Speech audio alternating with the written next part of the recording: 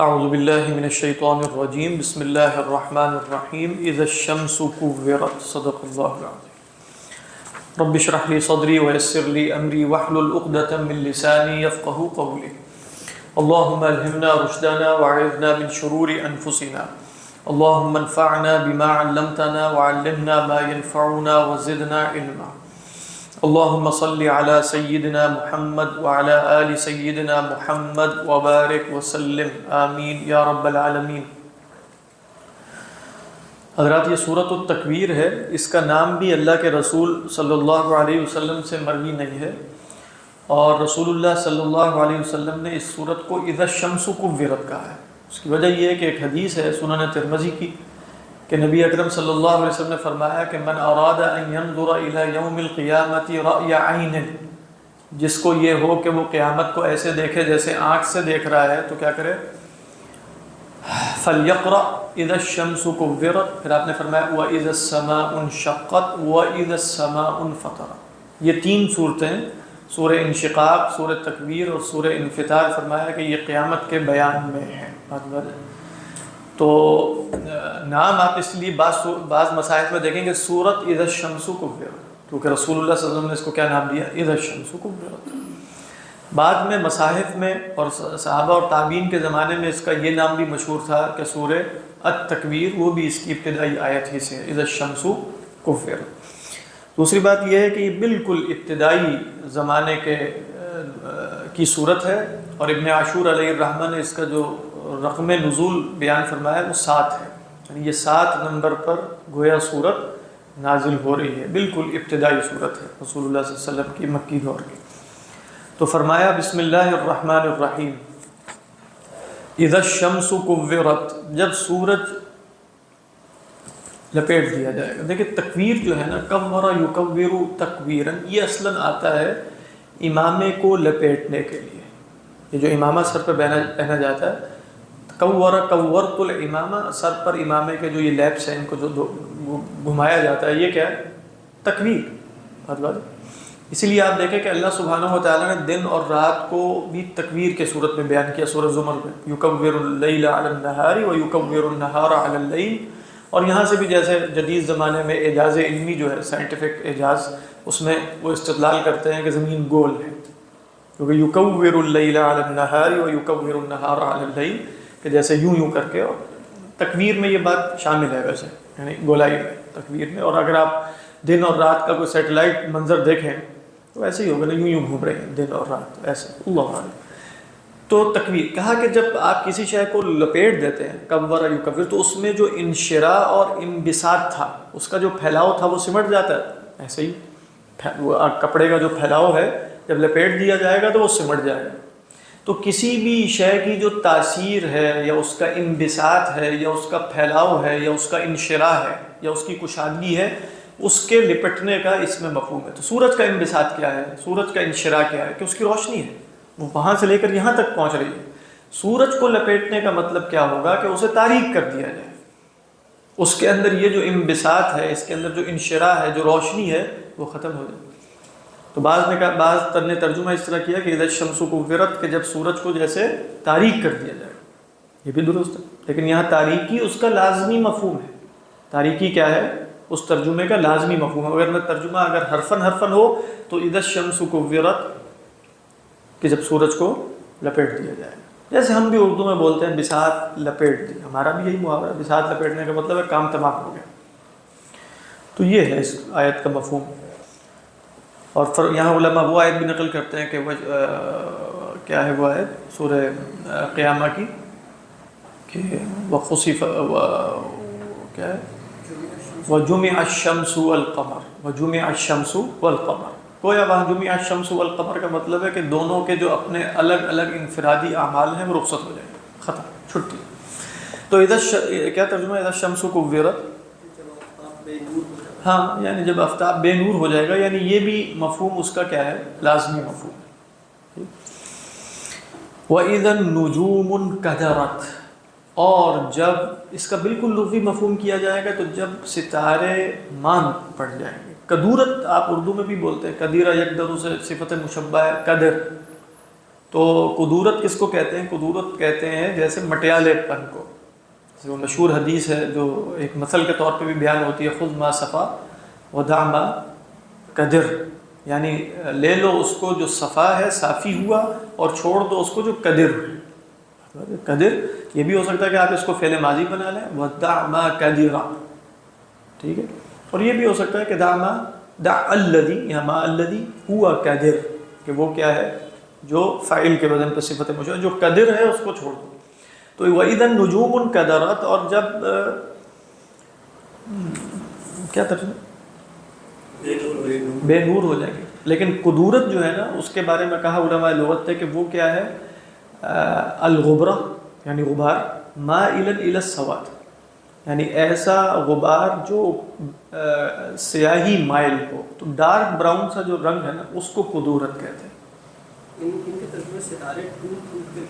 ہاں ایک اس کا مفہوم ہے کہ وہ انقدار کا مطلب ہوتا ہے کہ یعنی کہا جاتا ہے کہ الناس اجتمعوا ثم انقدروا، یعنی لوگ جو ہیں وہ جمع ہوئے اور پھر کیا ہوا، انقدار. تو کہتے ہیں انقدار بمعنی انفزاز بھی آتا ہے. الناس اجتمعوا ثم انقدروا ای انفضوا، جیسے ہم نے پڑھا کہ وَإِذَا رَأَوْا تِجَارَةً أَوْ لَهْوًا انفضوا إِلَيْهَا. تو انقدار بمعنی انفضاض. اس میں بھی کہا کہ اصل مفہوم کیا ہے، آپ اس مجلس میں بیٹھے ہیں، یہ مجلس روشن ہے اور بڑی باتیں ہو رہی ہیں اور سب کیا بات ہے، مجلس ویران ہو گئے. یہ کیا ہے، منقدر، یعنی اس کے اندر بھی مفہوم کیا ہے، انقدار کا. لأن الناس لما تفرقوا صار المجلس منقدرا كان مبتهجا ثم صار منقدرا. یہ بھی اصلا لازمی مفہوم. لماذا صار المجلس منقدرا؟ لأن الناس تركوا. وإذا النجوم انقدرت أي وإذا النجوم تفرقت. یہ ترجمہ کیا، ہاں ٹوٹ ٹوٹ کے گر جائیں گے، یعنی جدا ہو جائیں گے، یعنی جو ایک نظام میں ہے اس سے نکل جائیں گے. اللہ عالم. کسی نے مٹیالہ بھی کیا. آپ یہاں کیا، ہاں وہی یہ ٹھیک ہے نا، بے نور ہونا یا مٹیالے کے مفہوم میں. وَإِذَا النُّجُومُ انْكَدَرَتْ. اصل مفہوم تو اس کے اندر مٹیالے پن کا ہے، یعنی مٹیالہ، جیسے ہم نے کہا نا الغبرۃ مائل الی السواد، اسی کو ہم مٹیالہ پن کہتے ہیں. تو قدورت ہم اردو میں بولتے ہیں کہ اس میں گدلے کے معنی میں، بالکل گدلا ہو گیا. تو آپ دیکھیں نا کہ جیسے یہ بلب روشن ہے تو اس کے اوپر اس کو گدلا کر دیا جائے تو اس کی روشنی مار پڑ جائے، بے نور سا ہو جائے. تو یہ ہے وَإِذَا النُّجُومُ انْكَدَرَتْ، کیونکہ باب انفعال ہے. تو وَإِذَا الْجِبَالُ سُيِّرَتْ، اور جب پہاڑ جو ہیں وہ سُيِّرَتْ چلا دیے جائیں گے. یعنی چلا دیے جانے سے کیا مراد ہے، وہی جو ہم کئی دفعہ قرآن میں پڑھ چکے ہیں. وَتَرَى الْجِبَالَ تَحْسَبُهَا جَامِدَةً وَهِيَ تَمُرُّ مَرَّ السَّحَابِ، یعنی الجبال جامدۃ الیس کذالک، لیکن وہ قیامت کے دن تسیر چلنا شروع ہو جائے. وَإِذَا الْجِبَالُ سُيِّرَتْ. اور آپ دیکھ رہے ہیں کہ یہ جیسے پہلے مجہول تھا، دوسرا لازم ہے، اور تیسرا جو ہے پھر مجہول ہے، جن کے اندر گویا مفہوم یہ ہے کہ یہ اصلاً کسی اور کے افعال ہیں. یہاں تک کہ لازم باب میں بھی، کیونکہ وہ مجاز عقلی ہے، تو مجاز عقلی میں بھی اصل میں فعل کسی اور کا ہوتا ہے. یعنی وَإِذَا النُّجُومُ انْكَدَرَتْ، تو ستارے کیا تھا، مٹ لے آ جائیں. اس سے کیا فعل بنے گا، مٹ یا جو بھی ہے. وَإِذَا الْعِشَارُ عُطِّلَتْ. دیکھیں کہا کہ اشار جو جمع ہے نا وہ ہے اشارہ کی. کس کی جمع ہے، اشارہ. اور اشارہ اس ناقہ کو کہتے ہیں فعلا کے وزن پہ، کہ جو 10 ماہ کی حامل ہو. کہ جو اونٹنی ہے نا اس کا حمل ہوتا ہے 12 مہینے کا، تو 12 مہینے کا اس کا حمل ہے. 10 ماہ کی جو اونٹنی ہے یعنی وہ اعلیٰ بشکل ولادہ ہے، 10 سے 12 کے درمیان بھی ولادت کسی وقت ہو سکتی ہے. تو لہٰذا وہ نہایت قیمتی شے ہے، اس کی حفاظت کی جاتی ہے، اس کو معطل تھوڑی چھوڑا جاتا ہے. وہ شتر بے مہار کی طرح ادھر ادھر تھوڑی پھرتی. تو فرمایا کہ وَإِذَا الْعِشَارُ عُطِّلَتْ، اس کی جمع جب یہ 10 ماہ کی جو حامل یا گابن اونٹنیاں ہیں انہیں چھوڑ دیا جائے گا، وہ معطل ہو جائیں گی. لا يحفظها احد، لا يراعيها احد، لا يتعهدها احد. یہی ترجمہ ہے. ہاں چھٹی پھریں گی، مراد یہ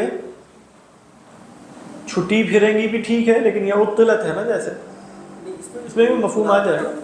ہاں ٹھیک، ہاں نہیں چھٹی پھرنے میں تو دوسرا مفہوم بھی ہے کہ رسی توڑوا کے بھاگ جائیں، اس طرح چھٹی پھر رہی ہے. صحیح. انہوں نے کیا ہاں ٹھیک ہے، چھٹی پھریں گے بھی صحیح ہے کہ وَإِذَا الْعِشَارُ عُطِّلَتْ کہ کوئی اس کو پوچھنے والا نہیں ہوگا، چھٹی پھرنے سے مراد یہ ہے۔ وَإِذَا الْوُحُوشُ حُشِرَتْ کہا کہ لِشِدَّةِ الْهَوْلِ نہایت ہولناکی کی وجہ سے اور تخویف کی وجہ سے وہ جانور، وحوش وحشوں کی جمع ہے، تو وحش کس کو کہتے ہیں؟ شیر چیتوں کو نہیں، شیر چیتے وحش میں شامل ہیں۔ ہر وہ جانور جو انسان سے مانوس نہیں ہوتا تو اس میں الحمار الوحشی بھی ہے، اس لیے اس کو الحمار الوحشی کہتے ہیں، وہ زیبرا جو ہے۔ اسی طرح البقرۃ الوحشیہ ہے، نیل گائے جس کو آپ کہتے ہیں، وہ جانور جو جنگل میں ہوتے ہیں اور وہ وحوش ہیں، اور لا یستأنسون بالانسان ای لا تستأنس بالانسان، وہ وحوش کہلاتے ہیں۔ یہ جو وحوش ہیں وہ ایک دوسرے سے بھی مانوس نہیں ہوتے، ایسے ہی تو اللہ تعالیٰ فرما رہے ہیں کہ بھئی وہ معاملہ اتنا شدید ہوگا کہ یہ وحشی جانور جمع کر دی جائیں گے۔ اس کے دو مفہوم لیے گئے۔ پہلا مفہوم تو یہ بیان کر دیا کہ بھئی نفخہ اولا جب پھونکا جائے گا تو اس کے کچھ مبادیات ہوں گے نا، ایسا نہیں ہوگا کہ بھئی ابھی پھونکا گیا ہے تو سب مر گئے، مر جائیں گے، لیکن مبادیات ہوں گے، زلزلہ آنا شروع ہو جائے گا، لوگ پریشان ہوں گے، یہ کیا ہو رہا ہے، وَيَقُولُ الْإِنسَانُ وَقَالَ الْإِنسَانُ مَا لَهَا، یہ کیا سلسلہ ہے۔ تو گویا جو الساعہ ہے، قیامت ہے، پہلا والا نفخہ اولا، اس کا بھی ایک ظرف وسیع ہے جس کا انتہا تمام انسانوں اور جانداروں کی ہلاکت پر ہوگا، لیکن یہ ہلاکت ابتدا میں نہیں ہے۔ تو لہذا ابتدا میں جب سب لوگ دیکھ رہے ہیں تو پھر کیا ہوگا کہ جنگلی جانور بھی خوف کی وجہ سے جیسے ایک ہی جگہ کھڑے ہوئے ہیں، شیر بھی کھڑا ہے، چیتا بھی ہے، بھیڑیا بھی ہے، اور زیبرا بھی ہے، اور ہرن بھی ہے، اور گائے بھی ہے۔ ایک مراد یہ ہے۔ دوسری مراد یہ لی گئی کہ وَإِذَا الْوُحُوشُ حُشِرَتْ يَوْمَ الْقِيَامَةِ لِلْقِصَاصِ، یعنی قیامت میں جیسے اللہ تعالیٰ جمع فرمائیں گے جانوروں کو قصاص کے لیے، جیسا کہ اللہ کے رسول صلی اللہ علیہ وسلم نے فرمایا کہ يُقْتَصُّ مِنَ الْقَرْنَاءِ لِلْجَمَّاءِ، کہ بھئی قرنا بکری سے بدلہ لیا جائے گا کس کے لیے؟ جو جمع تھی، ای لیست لہا قرن او لیس لہا قرن، یہ بھی ہو سکتا ہے وَإِذَا الْوُحُوشُ حُشِرَتْ۔ تو اب یہ کس کا بیان ہو جائے گا؟ جیسے ہم نے کل بھی عرض کیا تھا کہ یہ ظرف وسیع ہے، اور اس میں بھی آپ دیکھیں گے کہ آگے وَإِذَا النُّفُوسُ زُوِّجَتْ وَإِذَا الْمَوْءُودَةُ سُئِلَتْ، یہ تو نفخہ ثانیہ کے بعد ہونا ہے۔ تو اللہ تعالیٰ نے یہاں نفخہ اولا اور نفخہ ثانیہ کے تمام واقعات کو ایک ضرب بنایا، گویا ایک دن میں ہو رہے ہیں، اور اس تصور کو ذہن میں رکھیں تو یہ اشکالات حل ہو جاتے ہیں۔ ہمارے وحشی جو ہے یہ حلال ہے؟ میرا خیال تو یہی ہے کہ وہ جو حدیث خیال سے مراد چلے گئے، لیکن حدیث میں یہ ہے کہ نہا رسول اللہ صلی اللہ علیہ وسلم عن الحمر الاہلیہ، تو اس سے فقہا یہی کہتے ہیں کہ جو ہمارے وحشی ہے وہ جائز ہے۔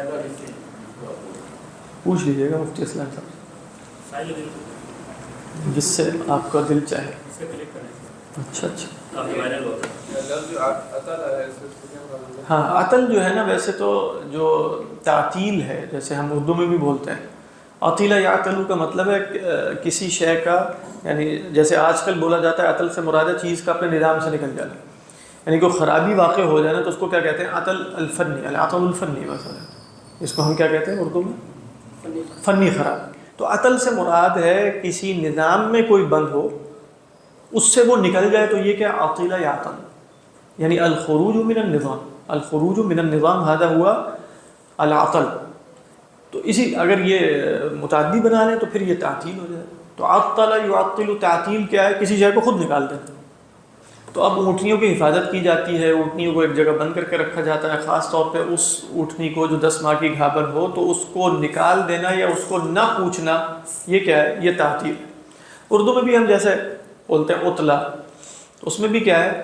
یعنی وہ کام جو ہم ایک لگے بندے طریقے پہ چل رہے تھے، عربی میں بھی اطلا ہی ہوتا ہے نا، اطلۃ الصیف ہے مثلا، ویسے ایک دن کا ہو تو وہ تو اجازہ ہے، جب آپ خود چھٹی لے لیتے ہیں تو وہ تو اجازہ ہوتی ہے، لیکن اگر آپ چھٹیاں آ گئی ہیں بالفرض تو وہ اطلا ہے۔ اس کی ہاں اطلا نہیں بولتے، تعطیلات بولتے ہیں۔ ہاں اطلا جو ہے وہ کیا ہے؟ وہ بھی یہی ہے کہ آپ ایک لگے بندے نظام کے تحت چل رہے تھے، صبح اتنے بجے اٹھتے تھے اور یہ تھا، اب سارا نظام جو ہے وہ تلپٹ ہو گیا، آپ اپنی مرضی سے وقت گزار رہے ہیں، وہ بھی تعطیل ہے، وہ بھی اطلا ہے۔ یہ اس کے اندر مفہوم ہے اصلا۔ وَإِذَا الْوُحُوشُ وَإِذَا الْعِشَارُ عُطِّلَتْ وَإِذَا الْوُحُوشُ حُشِرَتْ وَإِذَا الْبِحَارُ سُجِّرَتْ، اس کے دو ترجمے کیے گئے۔ ایک ترجمہ کیا گیا کہ جب سمندروں کو جھونک دیا جائے گا، یعنی آگ لگا دی جائے گی۔ وہ کس سے نکلا ہے؟ کہا کہ وہ بھی نکلا ہے سجرہ التنور، سجرہ التنور، تنور جو ہے جس کو ہم تندور کہتے ہیں، اس میں آگ بھڑکانا، یہ کیا ہے؟ سجر، سجرہ یسجر سجر، مطلب ہے بعد میں تفصیل سے بھی آتا ہے سجرہ یسجرو تسجیرا.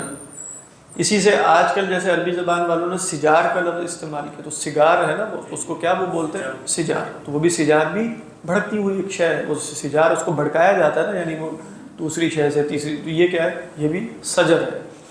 دوسرا معنی علماء نے بیان کیا وہ بھی لغت میں کہ سجر یسجر سجرا، یہ کہتے ہیں ملأ یملأ ملأ، تو کہا جاتا ہے سجر الاناء، سجر الاناء اس کا مطلب ہے ملأ الاناء، ملأ الاناء، ایسا ملا کہ جس کے نتیجے میں چیز باہر نکل رہی ہے. بات بات جس سے ہم نے پڑھا نا کاسن دہاقہ، دہاقہ کے اندر بھی یہ مفہوم تھا، تو سجرہ میں بھی ہے. تو ایک ترجمہ یہ ہوگا کہ سمندر سجرت کا کیا ہوگا اپنی حدود سے باہر آ جائے. اگر ہم یہ دوسرا والا ترجمہ کریں نا، دوسرا والا یعنی بھرنے کا، تو پہلے ہی بھرے گئے، بھرنے سے مراد ہے اوور فلو کر جائیں گے، اپنی حدود سے نکل جائیں گے. یہ ہے وَإِذَا الْبِحَارُ سُجِّرَتْ. پہلا ترجمہ کریں تو سمندروں کو جھونک دیا جائے گا یا آگ لگا دی جائے گی. دونوں ترجموں کو جمع کریں تو یہ ترجمہ ہو سکتا ہے کہ جب سمندر ابال دیے جائیں. تو آپ دیکھیں ابالنا گویا آگ لگانا ہے، اور ابالنے کے نتیجے میں اوور فلو بھی. تو وَإِذَا الْبِحَارُ سُجِّرَتْ کہ نیچے سے گویا کوئی آگ نکل آئے گی. اس میں بھی آپ جانتے ہیں جدید لوگ جس طرح بتاتے ہیں وہ یہی ہے کہ نیچے جو وولکینوز ہیں اور ان کی جو ایرپشنز ہوں گی تو سمندر کے نیچے کتنی زیادہ، تو وہ ایسا لگے گا جیسے سمندر کے نیچے سے آگ نکل آئی ہے، تو اس کے نتیجے میں سمندر خود اوور فلو کریں گے وغیرہ وغیرہ، جو بھی اللہ تعالیٰ صورت بنائے. ان صورتوں میں سے یہ سب ممکنہ صورت ہیں، اس میں ہمیں کسی ایک صورت کے انکار کی بھی ضرورت نہیں. ہم کہیں گے ایسا تو نہیں ہوگا جو وہ بتا رہے ہیں، ہو بھی سکتا کیا پتہ ہو جائے. خلاصہ کیا ہے وَإِذَا الْبِحَارُ سُجِّرَتْ یعنی وَإِذَا الْبِحَارُ خَرَجَتْ مِنْ حُدُودِهَا أو وَإِذَا الْبِحَارُ أُشْعِلَتْ فِيهَا النَّارُ، آگ لگا دی جائے. کیا ترجمہ ہے تھانوی کا؟ جب دریا بھڑکائے جاتے لیکن بھڑکائے جا رہے ہیں، اس میں آگ کا مفہوم بھی ہے اور جیسے اس کا مفہوم بھی ہے. اردو میں بھی ہم کہتے ہیں نا وہ فلاں بھڑک اٹھا، بھڑک اٹھنے میں مفہوم کیا ہے، ایسی گرمی لگی کہ اپنی حدود سے نکل گیا، یہی مفہوم ہوتا ہے. تو بھڑکا دیے جائیں گے. سر یہ باہر جو ہے دونوں کے لیے مستعمل ہے، دریا کے لیے؟ ویسے تو باہر دریا کے لیے مستعمل نہیں ہے، دریا کے لیے نہر. باہر جو ہے نا وہ ویسے لغت میں کس کو کہتے ہیں الماء الکثیر المجتمع، یعنی بہت کثیر ماء ہو جو جمع ہو. لہذا بہت بڑے دریا کو عرب بحر بول دیتے تھے، بات بات ہے. لیکن دریا کے لیے ویسے مخصوص لفظ جو ہے وہ نہرون کا ہے، نہرون. تو باہر جو ہے وہ جھیلوں کو بھی کہتے ہیں، یعنی بہت بڑی جھیل ہے وہ کیا وہ بھی باہر ہے. آج کل اس کو بحیرہ بولتے ہیں، یعنی اس کو تصغیر بنا دی، بحرون سے بحیرات فاعلۃ کے وزن پہ تصغیر. یم جو ہے وہ بھی الماء الکثیر ہے، لیکن وہ الماء الکثیر قطع نظر اس کے کہ وہ باہر ہو یا وہ بحیرہ ہو یا وہ نہر ہو یا کچھ اور، وہ مطلقاً الماء الکثیر. لیکن جب آپ بولیں گے الماء الکثیر تو باہر کے معنی میں تو الماء الکثیر بھی حسبی ہی، تو باہر کے اعتبار سے اس کے حسب کا ہوگا. یعنی آپ کہیں بالفرض اس گلاس کے ظرف کے اعتبار سے یہ مائع قلیل ہے، بھر دوں تو مائع کثیر ہے. لیکن مائع کثیر کا اطلاق جب آپ اس پر کریں گے تو بحسبی ہی ہوگا.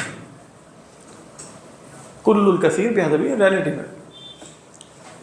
جیسے فائے تعقیب کے بارے میں علماء کہتے ہیں کہ تعقیب کل شیء بحسبی، یعنی آپ کہتے ہیں یہ کام ہوا فا، یعنی آپ کہیں زید جاء فجاء امر، آپ کہیں گے 1 منٹ کے بعد آنا ضروری ہے، 1 سیکنڈ کتنا، تعقیب کل شیء بحسب. یعنی کہا جاتا ہے تزوج فلان فولد له، اس کا کیا مطلب ہے تزوج فلان فولد له ای بعد دقیقۃ من الزواج ولد له قد يكون مدۃ مدیدہ، ایسے ہی ہے.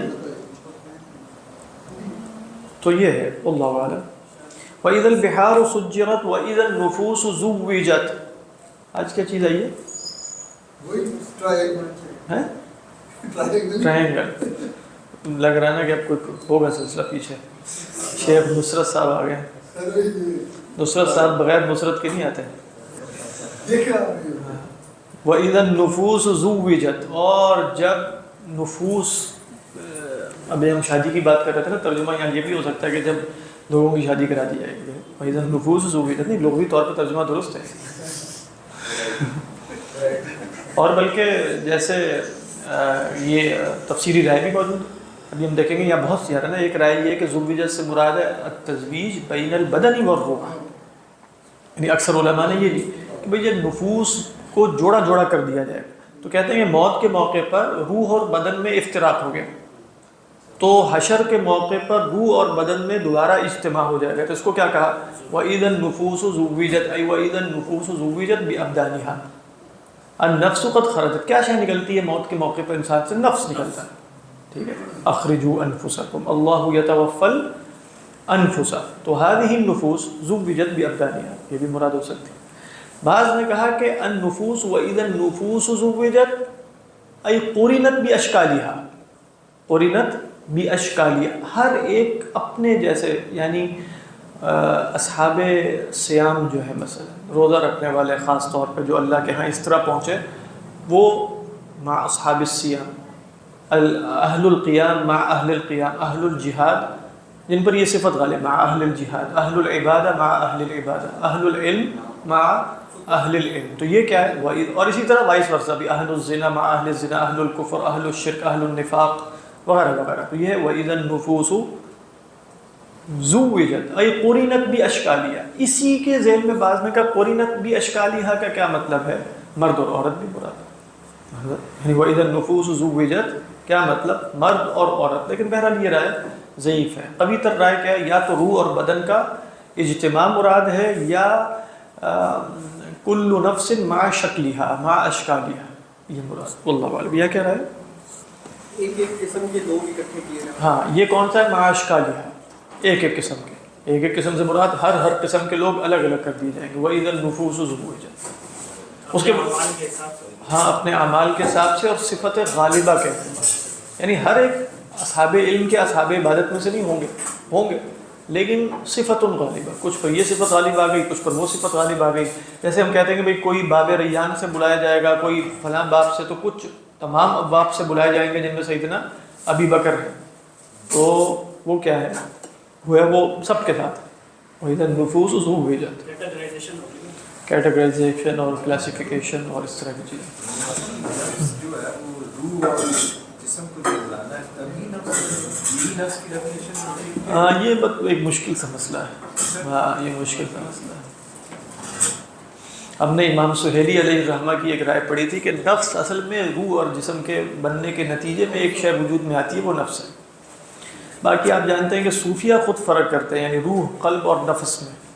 یعنی ایک تو ہے کہ وہ ایک ہی معنی میں استعمال ہو جاتا ہے، لیکن ایک ہے جب وہ لطائف کی بات کریں گے تو روح کا لطیفہ الگ ہوگا، نفس کا لطیفہ الگ ہوگا، قلب کا الگ ہوگا، سر کا الگ. تو وہ بتائیں گے کہ روح الگ ہے، نفس الگ ہے، سر الگ ہے، اور ان کے جگہیں بھی الگ الگ ہیں، جسم میں بھی الگ الگ جگہیں ہیں، بس سمجھانے کے لیے.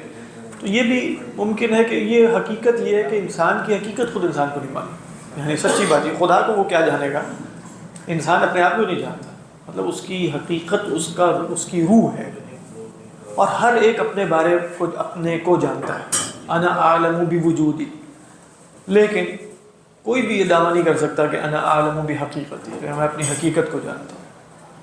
صوفیہ وغیرہ بڑے لوگ ہو سکتا ہے جانتے ہو، میں یہ نہیں کر رہا، لیکن عام طور پہ بہت مشکل ہے.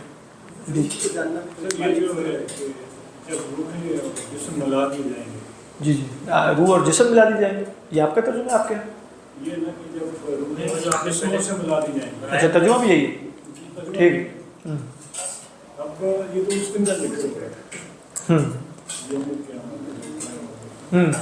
بیچ میں جو ہے وہ جسم قبر میں روح کی جگہ، روح علیین میں نشان.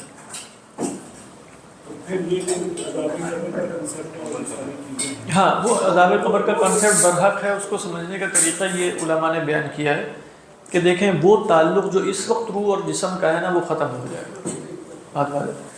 لیکن ایک ایسا تعلق کہ جس کے نتیجے میں روح پر عذاب جسم کے اجزاء محسوس کرے، یہ ہوگا.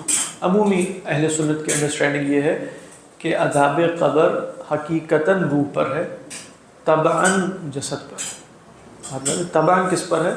جسد پر ہے. حقیقتاً جسد پہ نہیں ہے کہ طبعاً روح پر ہو. دنیا میں کہتے ہیں عموماً جیسے معاملات الٹ ہو جاتے ہیں، یعنی یہاں جسمانی تکلیف جسم کو پہلے محسوس ہوتی ہے، روح اس کے تابع ہوتی ہے. وہاں کیا ہے؟ روح کی حقیقی تکلیف ہے، جسم اس کے تابع. اس کو لیکن اب روح اور جسم میں مفارقت ہو چکی ہے. ایک ادنا سا تعلق کہ جو عالم برزخ کے لیے ضروری ہے، بس وہ باقی ہے. باقی تعلق برقرار نہیں رہا. واللہ اعلم. تو فرمایا کہ وَإِذَا النُّفُوسُ زُوِّجَتْ وَإِذَا الْمَوْءُودَةُ. موعودہ کس سے نکلا؟ ثاقب تم کیا کہہ رہے تھے کہ جسم کیا؟ وہ آپ نے کہا کہ حقیقت کیا ہوتا ہے، حقیقت کا علم نہیں ہے لیکن اپنے وجود کا علم. وجود کا علم جو ہے وہ بھی تو بالکل اجمالی سا ہے. اپنے وجود کے علم سے مراد ہے کہ I think therefore I am والا. لیکن یہ اجمال ہے. ہاں اجمال. نہیں دیکھو وجود کے علم میں کوئی اجمال نہیں ہے. یعنی وجود کے علم میں یہ، یعنی وجود کے علم سے مراد ہے کہ میں ہوں. ٹھیک ہے، کامل یہ کامل علم ہے، اس میں کیا اجمال ہے؟ ہاں میں ہوں تو میں کون ہوں، بات ہے. میں یہ جسم ہوں، میں یہ روح ہوں، میں کیا ہوں، میں مائنڈ ہوں کہ میٹر ہوں بالفرض. یہ سب مسائل جو ہیں یہ ہو سکتے ہیں. تو انا اعلم بوجودی. اتفاق کی بات ہے کہ آج صبح میں یہ ایک جگہ مسئلہ دیکھ رہا تھا جو مواقف ہے امام اسد الدین العیجی علیہ الرحمہ کی کتاب. تو اس میں امام راضی علیہ الرحمہ کا رد کر رہے تھے. وہ امام راضی کا تصور یہ ہے کہ علم کا تصور بدہی ہے. علم کا تصور کیا ہے؟ بدہی ہے. تو کیوں بدہی ہے؟ انہوں نے یہی کہا انا اعلم بوجودی. اچھا اعلم بوجودی یہ بدہی ہے کہ نہیں؟ یہ بات بدہی سے مراد ہے سیلف ایویڈنٹ ہے کہ نہیں؟ ہر آدمی کہہ سکتا ہے نا کہ یہ تو قضیہ، جیسے ڈیکارٹ نے اس پر بنیاد رکھی وہ الگ مسئلہ ہے. یہ قضیہ کہ انا اعلم بوجودی یہ بدہی ہے میرے اور آپ کے لیے ہے بدرست. انا اعلم بوجودی، انا موجود، یعنی انا اعلم، انا موجود کا مطلب کہ انا اعلم بوجودی، یہی مطلب ہے نا اس کا ہے بہروز صاحب. یہ تصور بدہی ہے. نہیں سوچیے اس پہ غور کریں، یہ اہم بات ہے. یہی بھی آپ نے بات کی ہے ابھی جو آپ نے یہ کہا ہے کہ وجود کا علم ہے. وجود کا علم ہے. اگر یہ علم بدہی ہے، یہ تصدیق ہے انا اعلم بوجودی، تو اس کے اندر کتنی چیزیں ہیں؟ 3 تصورات ہیں جن کو جاننا ضروری ہے. اگر وہ بدہی نہیں ہوں گے تو یہ قضیہ کیسے بدہی ہوگا؟ کیونکہ اگر آپ کہیں کہ نہیں ان کا جاننا خود بدہی نہیں ہے تو ان سے بننے والا، ان تصورات سے بننے والا قضیہ کیسے بدہی ہوگا؟ تو امام راضی علیہ الرحمہ نے اس سے 3 چیزوں کے بدہی ہونے کا تصور نکال لیا، اور وہی ان کا مسلک ہے. وہ کیا ہے؟ علم، بات اور وجود اور میں، میرا وجود. ایک ہے وجود. جب میں کہوں گا نا انا اعلم بوجودی تو اس کا مطلب ہے کہ وجود کا قضیہ بھی بدہی ہونا چاہیے. وجود فی نفسی بدہی ہونا چاہیے، علم فی نفسی ہی بدہی ہونا چاہیے. اور تیسری بدہی بات کیا ہے؟ انا اعلم بوجودی. تو یہ گویا انہوں نے استدلال کیا ہے. خوبصورت رسالہ، لیکن اس پہ متکلمین کے جوابات اور جواب در جوابات کہ یہ قضیہ بدہی کس طرح بنا. اگر بنا ہے تو اس سے تصور وجود اور تصور علم کا بدہی ہونا لازم آتا ہے کہ نہیں آتا ہے. یہ ایک الگ مسئلہ ہے. یہ مباحث بہت اہم، تفسیر میں بھی بحث بہت ہے. یعنی اگر آپ کہیں گے کہ انا عالم، آپ کہیں گے تم علم کو نہیں جانتے، تو انا عالم کہنے کا کیا مطلب ہے؟ انا عالم یہ جو جملہ ہے اس کو ثابت کرنے کے لیے ثابت نہیں، ثابت کا لفظ نہیں بول سکتے اگر یہ بدہی ہے. اس کو بدہی ماننے کے لیے اس سے ماقبل تصورات بدہی ہونے ضروری ہیں، یا 2 تصورات اور تیسرا یہ. خیر، میرا وجود یہ تو تصدیق ہو گئی ہے، میں موجود ہوں. اس سے پہلے 2 اور تصورات ہیں، علم اور وجود. ٹھیک ہے، علم اور وجود. یہ میں جانوں گا تو کہوں گا نا کہ انا اعلم بوجودی. اذا لم اعرف حقیقت العلم ولم اعرف حقیقت الوجود فكيف اجمع بين العلم والوجود وادعي باني موجود فهذا يستلزم بداهة التصورين السابقين. خیر، اس پر امام اسد الدین ایجی کا جواب ہے جو میں آپ کو نہیں بتا رہا. وہ انہوں نے امام راضی علیہ الرحمہ کو جواب دیا اس کا.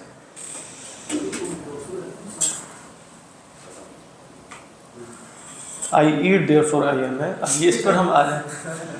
وَإِذَا الْمَوْعُودَةُ سُئِلَتْ. وَعَدَ يَعِيدُ جو ہے نا، وَعَدَ يَعِيدُ زندہ گاڑنے کو کہتے ہیں، زندہ دفن کر دینے کو. دفن یدفن کا مطلب دفن کرنا ہے، لیکن دفن کرنے والی شے انسان بھی ہو سکتا ہے، غیر انسان بھی، زندہ بھی، مردہ بھی.